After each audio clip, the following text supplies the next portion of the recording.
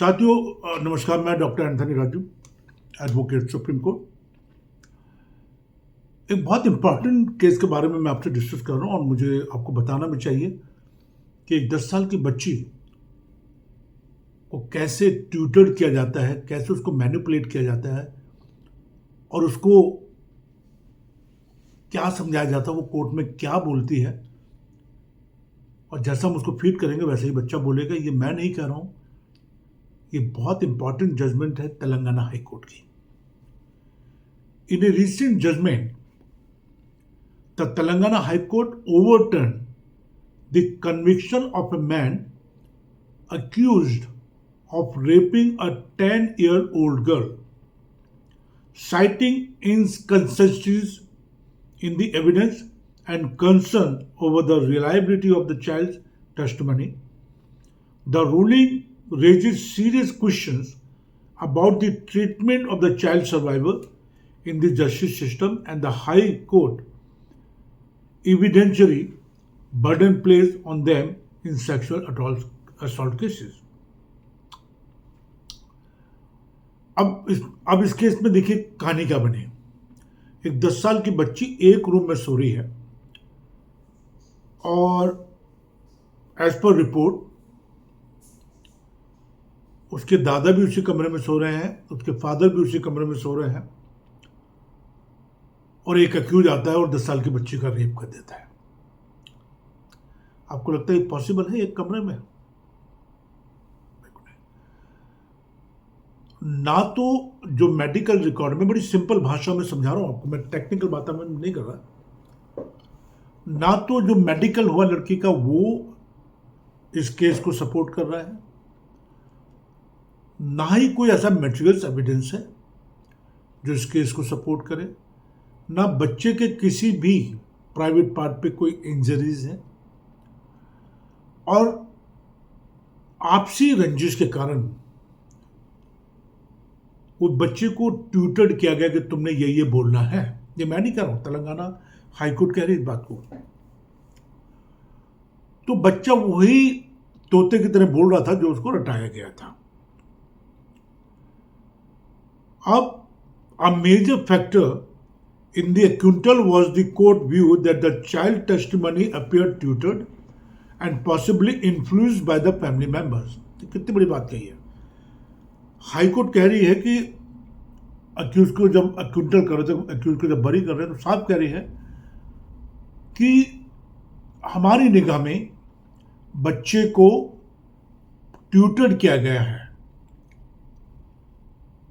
और उसको इन्फ्लुएंस किया गया, उसको मजबूर किया गया फैमिली मेंबर्स की तरफ से।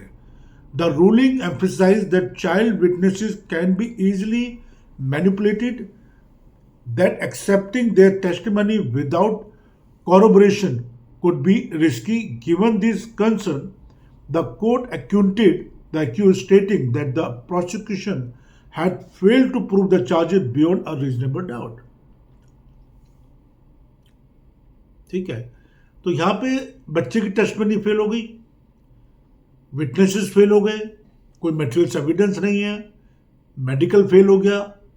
कोर्ट ने सीधी सीधी ऑब्जर्वेशन करी कि भैया ये मामला तो बच्चे को ऐसा सिखाया गया कि आप ये तोते की तरह रटते रहो। और this case reflects broader issues in the child sexual abuse trial, where survivors often struggle to meet strict evidentiary standards, while court must ensure fair trials, the dismissal of the child testimony. और ये बड़ा अच्छा case था और मैं तहे दिल से अपने जो भी एडवोकेट हैं हमारे, उनको शुक्रिया करूँगा, क्योंकि बड़ी मेहनत लगाते हैं, बड़ी मेहनत करनी पड़ती है बॉस। जब इस पूरे केस की चेन बनती है, चाहे वो मेडिकल रिकॉर्ड हो, चाहे वो मटेरियल्स हो, चाहे एफएसएल रिपोर्ट हो, चाहे वो बच्चे की टेस्टमनी हो, तो ये बहुत इंपॉर्टेंट चीज़ है। ये Begari Ravi Kumar versus the state of Telangana का केस था, बड़ा अच्छा केस था ये। तो अब यहाँ पे आप समझ गए होंगे पूरे केस से, कोर्ट ने साफ साफ कह दिया कि भैया ये 10 साल की बच्ची है, एक कमरे में सारे सो रहे हैं, ये पॉसिबल है नहीं। कोई मेडिकल जो हुआ उसका वो सपोर्ट नहीं कर रहा, कोई विटनेसेस सपोर्ट नहीं कर रहे हैं है ना कोई ऐसा मटेरियल्स एविडेंस है, तो आप किसी को जो कन्विक्शन ऐसे ही नहीं कर सकते।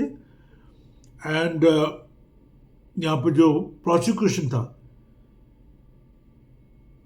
That fail to prove the charges beyond a reasonable doubt. साथियों, बड़ी इंपॉर्टेंट वीडियो है ये, और मैं आपसे बस गुजारिश करता रहता हूँ हमेशा कि इस चैनल को आप सब्सक्राइब करें, लाइक करें, कमेंट्स करें, शेयर करें और बेल बटन को दबा कर रखें, जिससे कि हम लोग बहुत ज़्यादा रिसर्च करते हैं पॉक्सो केसेस में, और बहुत जगह पे जब हम क्रॉस करते हैं या क्विंटल के लिए तैयारी करते हैं या कन्विक्शन अगर हो जाए गलती से झूठे केस में, तो उसको कैसे सस्पेंड कराना, इन सब चीज़ों के लिए हम लोग तैयारी करते रहते हैं।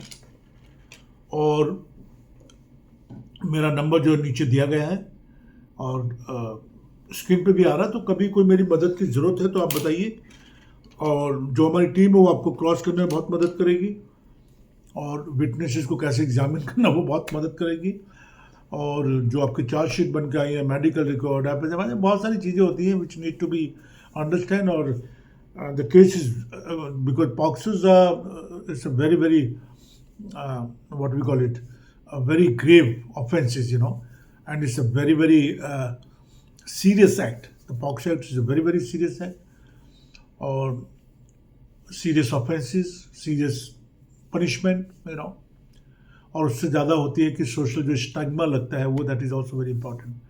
तो बस आप लोग बच्चों को अच्छा पढ़ाइए, लिखाइए, इस टाइप की चीज़ों में बचिए। आपसी कोई दुश्मन आगे अगर होती है या कोई रंजिश है, तो इतने गंभीर अपराधों में अपने बच्चों को लिप्त मत कीजिए। बच्चों के भविष्य का सवाल होता है